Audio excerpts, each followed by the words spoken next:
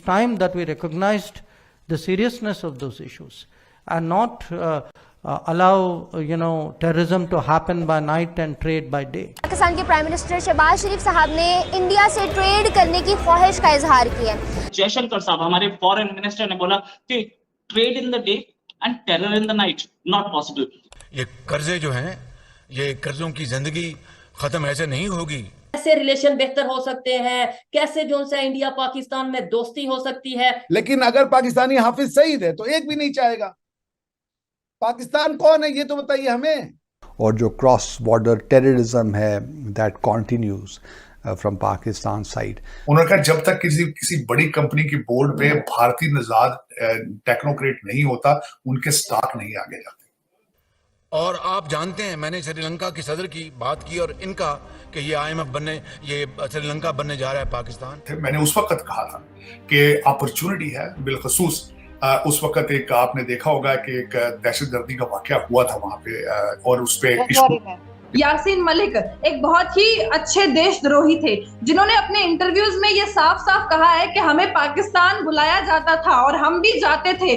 आंखों पे पट्टियां बांध करके हमें ट्रेनिंग सेंटर्स में लिया जाता था और वहां पर हमें गोली चलानी सिखाई जाती थी। आज हमारी जो डाइवर्सिटी है उसका पार्ट है। हमारी जो भारत की टोटल वेल्थ है, जो प्राइवेट वेल्थ है, उसमें 1/4 वेल्थ एक कंपनी के पास है, उसका नाम है टाटा, और वो महोदय पारसी हैं।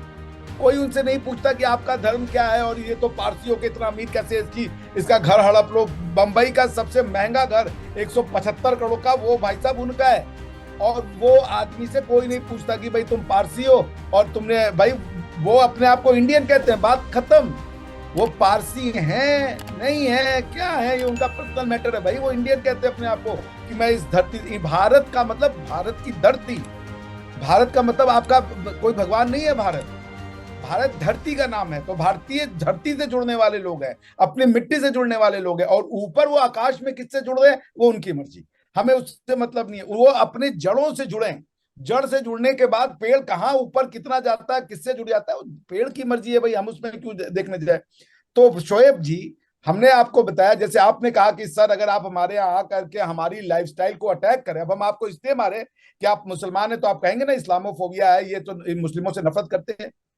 तो कोई अगर हमें आपके इसलिए मारे कि हम अपनी जो हमारी जो पूजा पद्धति है वो उसको गलत समझते हैं, तो हम उसको अपना तो नहीं मान सकते शोएब जी ना, आप समझ रहे हैं मेरी बात को। कोई आके हमारी इबादत गाहों को तोड़े और वो कहे कि तुम गलत कर रहे हो, अरे भाई तुमको मानना है तुम गलत कर रहे हो, हमें क्यों बता रहे हो कि हम गलत कर रहे हैं, ठीक है ना। तो हम उसको अपना कैसे मान लेंगे। कौन सा ऐसा इतिहास है जिसमें जो आक्रांता है जिसने लोगों को मारा है उसका इतिहास जो है वो मार खाने वालों का इतिहास बना दिया गया हो। भाई हिटलर ने भी जर्मनी को जोड़ा था, थर्ड राइक से जोड़ा, उसने ऑस्ट्रिया मिला लिया था, चेकोस्लोवाकिया मिला लिया था, पोलैंड मिला लिया था। पोलैंड के लोगों से बोलिए कि जर्मन तो तुम तो जर्मन हो और जर्मनी के लोग हिटलर तुम्हारा बड़ा फेमस है। अगर पोलैंड में जाके आप हिटलर की तारीफ करेंगे तो उनके लोगों को दुख नहीं होगा। तो देखिए हमने जो कहा हमारी धरती पे आप कोई भी आए, हमने तो कभी नहीं कहा कि आपका इबादत का तरीका गलत है। हमसे लोग कहते हैं आप इस्लामोफोबिक बातें करते हैं, मैंने कहा भाई हम लोग कैसे कह देंगे, हम तो कह रहे सब सही है, हम तो खुद भी इस्लाम में विश्वास रखने वाले लोग हैं। वो तो आप जो भाई जब हमने कहा कि एकम सद बहुधा विप्रा वदंती, तो उसमें पैगंबर साहब भी आ गए, उसमें किसी और के देवी देवता भी आ गए, उसमें लॉर्ड जीसस क्राइस्ट भी आ गए, सब आ गए उसमें। वो तो सामने वाला कहता है कि भाई हमको मान रहे हो बाकी सब बंद कर दो, यहां दिक्कत हो जाती है। हम सबको मानते हैं, हम प्रॉफिट की भी उतनी ही एहतराम करते हैं जितना एहतराम हम अपने प्रभु श्री राम का करते हैं। हमें किसी से कोई गुरेज नहीं है, हम अपनी हिस्ट्री को प्रिजर्व करने वाले लोग हैं, बस हमारी कहानी हमारी मिट्टी की कहानी है। जयशंकर साहब हमारे फॉरेन मिनिस्टर ने बोला कि trade in the day and terror in the night not possible. और उन्होंने सार्क के लिए भी बोला कि सार्क में एक मेंबर जो है वो बहुत ऐसा बिहेव कर रहा है, चारों ओर आतंकवाद फैला रहा है, नाम नहीं लिया लेकिन उन्होंने सार्क के लिए बोला कि एक मेंबर चारों ओर आतंकवाद फैला रहा है, गलत काम कर रहा है, तो हम उसको टॉलरेट करने के मूड में नहीं है। जो हमारे फॉरेन मिनिस्टर ने बोला कि trade in the day and terror in the night, इसको हम टॉलरेट करने के मूड में नहीं है। ये बात पाकिस्तान को भी तो समझ में आ रही होगी हो क्या रहा है। तो पाकिस्तान की तरफ से क्या वो ट्रेड करना चाह रहे हैं या वो लोग गड़बड़ कर रहे हैं? देखिए पाकिस्तान सब कुछ करना चाह रहा है लेकिन वो गड़बड़ करना छोड़ना नहीं चाह रहा है।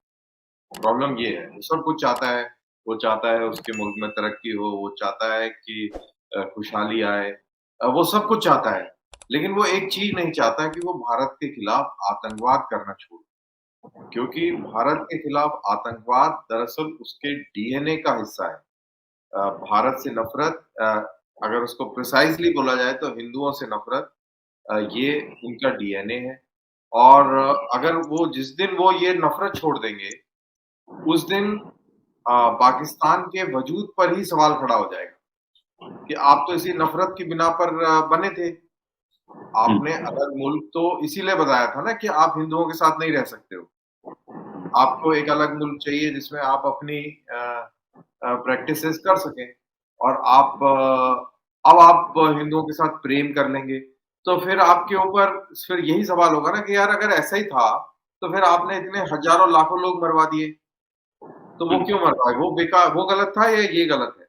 तो इस तरीके का उसके ऊपर एक बहुत बड़ा असमंजस वाला सवाल रहता है पाकिस्तानी सोच के ऊपर, और उसके चलते अभी वो स्थिति नहीं आई कि वो आपसे नफरत छोड़ दे, लेकिन हाँ, उसकी मजबूरी जरूर आई है कि आपसे दोस्ती करे। तो वो इस मजबूरी के तहत वो रास्ते तलाशता है कि आपसे दोस्ती कर ली जाए, लेकिन जो उसका जो डीएनए है, जो उसकी फितरत है, उसके चलते वो ये काम नहीं कर पा रहा है। तो अभी लेट्स सी ये कितने दशकों तक और ऐसे चलता है। राइट, दशकों तक ऐसे चलेगा। पाकिस्तान की एक खूबी और, पैसा नहीं है, यूएई को पोर्ट्स बेचने पड़ रहे हैं, यूएई उसके सारे एयरपोर्ट्स मांग रहा है। ऐसी कंगाली की हालत में भी क्या पाकिस्तान कहीं कॉम्प्रोमाइज करने के मूड में नहीं? और इंडिया और अमेरिका को जो जॉइंट स्टेटमेंट था उसमें तो बहुत क्लियर था कि टेररिज्म पाकिस्तान से आता है और ये लश्कर वगैरह पर इसको कंट्रोल लगाना चाहिए, जिस पर उसने आपत्ति भी दर्ज की। क्या इंडिया और अमेरिका दोनों मिल करके इसको दोबारा एफएटीएफ की लिस्ट में डालने की कोशिश में है सर? देखिए, निगरानी तो इस मुल्क के ऊपर रहेगी। ऐसे वीडियो देखने के लिए नीचे दिए गए सब्सक्राइब बटन को प्रेस कीजिए और घंटी बटन को क्लिक कीजिए ताकि आपको नए वीडियो मिलती रहे।